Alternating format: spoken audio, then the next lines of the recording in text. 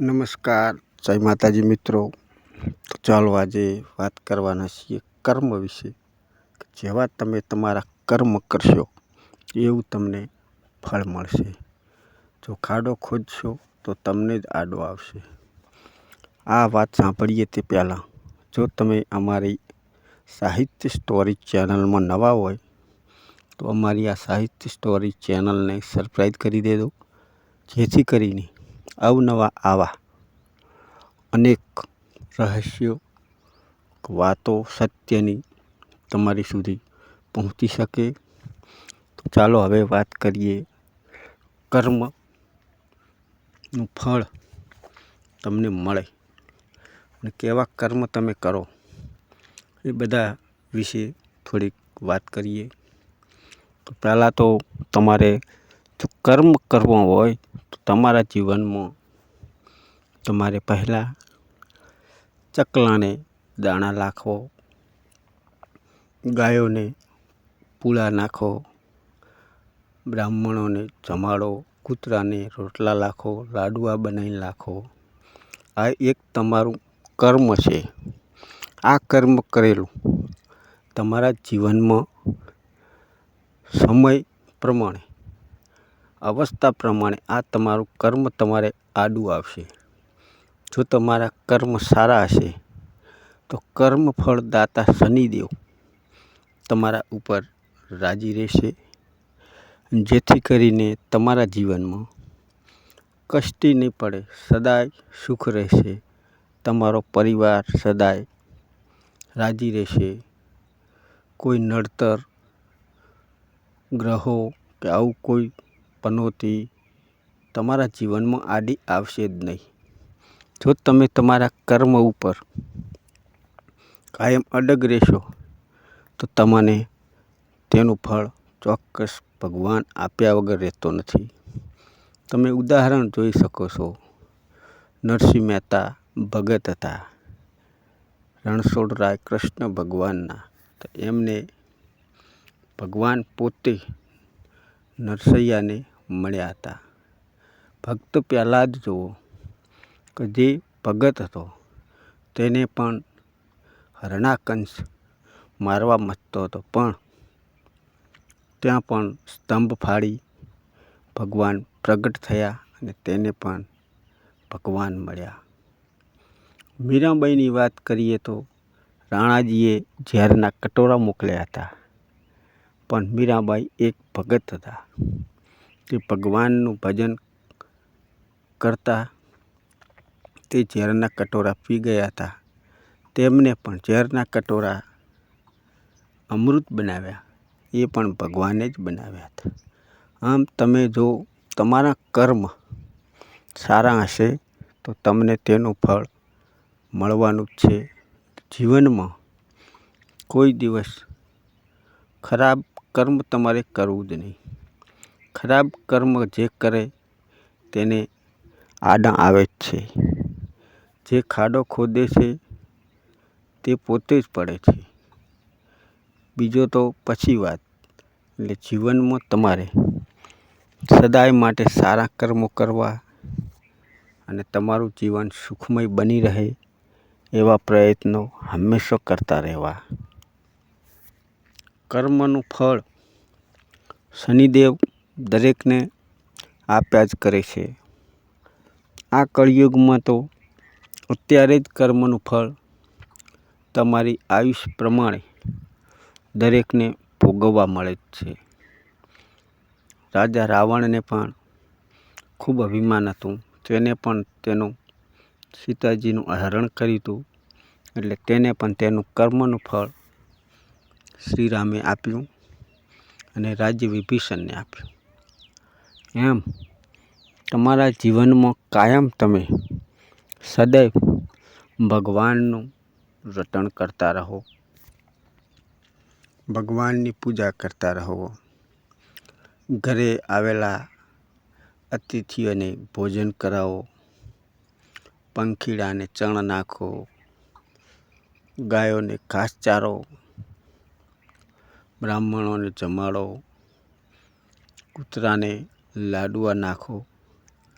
જે તમારી શક્તિ હોય એ પ્રમાણે તમે આવું દાન કરો, જેથી કરીને તમારા જીવનમાં તે સુખમય જીવન, જે કષ્ટીવાળું જીવન છે તે ભગવાન સુખમય બનાવે અને તમારું જીવન આગળ પરિવર્તન પણ થાય, તમારો પરિવાર પણ ચેડે, આમ સત્યના માર્ગે, ભક્તિના માર્ગે ચાલે, જેથી કરીને તેમને પણ ખોટા કર્મ કરવાનું મગજમાં હુજે નહીં અને સારા કર્મ વિશે જ મગજમાં આવે. આમ પોતપોતાએ સૌએ સમજી લેવું જોઈએ કે કર્મ જેવું કરશો એવું ફળ તમને મળવાનું જ છે.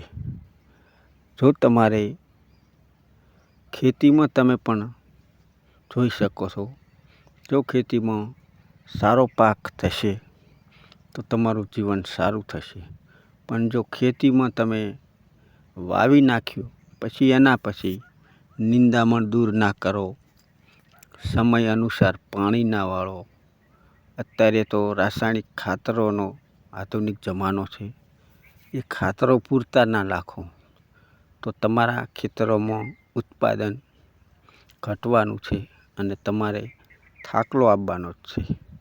પણ સમય અનુસાર તમે આ બધું કરો તો તમારા ખેતરમાં વાવેલું અનાજ તમારા મનના ધાર્યા કરતાં થોડું ઘણું વધારે થાય છે. એટલે મહેનત જરૂરી છે, કર્મ કરતા રહો એટલે ફળ તો ભગવાન સૌને આપે છે અને આપશે જ. સારા કર્મ હશે એને સારું ફળ મળશે અને સારા કર્મ નહીં હોય તેને ફળ સારા નહીં મળે.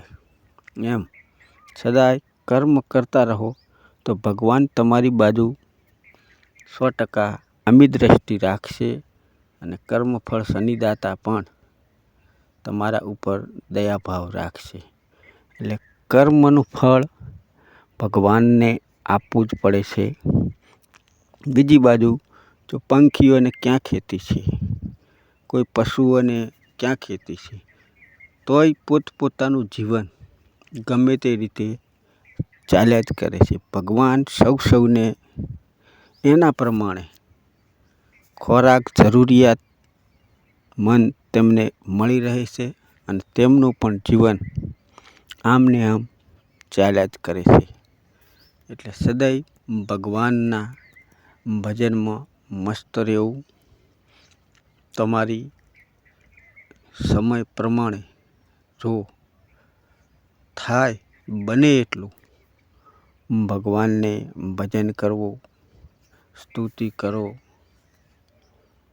કૂતરાને રોટલા પણ તમે રાખી શકો છો, લાડવા ના બનાવી શકો તો કટકો રોટલો રાખો, વધારે અન્નદાન ના કરી શકો તો મુઠ્ઠી ઉપર દાન કરો ચકલાને, ગાયોને વધારે પૂળા ના લખાય તો 10-12 પૂળા નાખો. આમ થોડું થોડું કરેલું તમારું કર્મ ભગવાન જોડે ભેગું થાય અને ભગવાનને પણ ખબર પડે કે મારે આને કંઈક આપવું પડશે. એટલે તમે જે કર્મ કરો છો એનું ફળ ભગવાન 100% આલે છે. જો ખરાબ કર્મ કરશો તો તમને ખરાબ કર્મનું ફળ ભગવાન આપશે. એટલે હંમેશા ખરાબ શબ્દ કે ખરાબ કાર્ય તમારા જીવનમાં કોઈ દી વિચારવાનું આવે જ નહીં. એટલે હંમેશા સારા વિચારો લાવવા, જેથી કરીને તમારા જીવનમાં, કુટુંબમાં કોઈ દી ખલેશ ના પહોંચે, નુકસાન ના પહોંચે અને સદાય તમારું જીવન સુખમય બની રહે. એવું ભગવાનના નામ લેવાથી અનેક કાર્યો થઈ જાય છે. એટલે સદાય સારા કાર્ય કરો, જેથી તમને તમારું ફળ પણ ભગવાન સારું આપે અને જેથી કરીને જીવન તમારું સારું બને. એટલા માટે દરેક ચાહક મિત્રોને વિનંતી કે તમે પણ થોડું થોડું કાર્ય સારું કરતા રહો, જેથી કરીને તમારા જીવનમાં એ ભગવાન જોડે ભેગું કરેલું છે તે ભગવાન તમને આપવાનો જ છે. એ વસ્તુ સાચી જ છે. એટલે સત્યની વાત તો એ છે કે જે તમે કર્મ કરશો એનું ફળ તમારે ભોગવવું પડશે. અને જે કર્મ ખરાબ કરશે તેને પણ તેના કર્મનું ફળ ભોગવવું પડે છે. એટલે સદાય સારા વિચારો લાવવા, જીવનમાં સદાય કુદ્રષ્ટિ ના કરવી, ચોરી જુગાર, રમતો આવું કોઈ ખરાબ વ્યવહાર ના કરવા. જો કરતા હોય તો વ્યવહાર બંધ કરી તમારી દ્રષ્ટિમાં ભગવાનનું સ્મરણ કરો, જેથી કરીને આ ખરાબ વિચારો નીકળી જાય અને તમે સત્યના માર્ગે ચાલવા માંડો. તો તમારું જીવન હંમેશા સારું રહેશે. અને ભગવાનનું ભજન તો ઘણા લોકોએ કર્યું છે અને ઘણા ઉદાહરણો પણ છે. એવા તમે પણ ઘણાએ સાંભળ્યા છે. મેં પણ તમને કહ્યા છે કે આવા છે ઉદાહરણો. સીબી રાજા જુઓ, માટી તોલીને પણ ઓલા બારોબાર આપ્યું હતું. એ પણ સત્ય છે, પહેલાંની વાત છે. અત્યારે એવું તો નથી જ, નક્કી આ જમાનામાં ક્યાંક જોવા મળે. માટે કર્મ સદાય સારા કરો, જેથી કરીને તમને તમારા જીવનમાં કોઈ દી ઉપાધિ આવે નહીં અને ફળ તમને સારું મળે. એટલે કર્મ હંમેશા સારા કરજો, એવી મારી દરેક ચાહક મિત્રોને વિનંતી છે. તો તમારું જીવન સુખમય અને સારું બનશે એવી ભગવાનને હું પ્રાર્થના કરું છું. અને તમે પણ ભગવાનનું નામ લેજો એટલે તમારા કાર્યો પણ સિદ્ધ થઈ જશે.